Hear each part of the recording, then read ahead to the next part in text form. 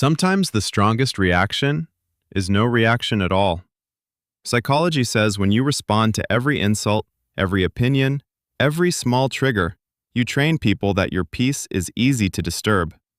But when you ignore what doesn't deserve your energy, you take your power back. Ignoring is not weakness. It is emotional discipline.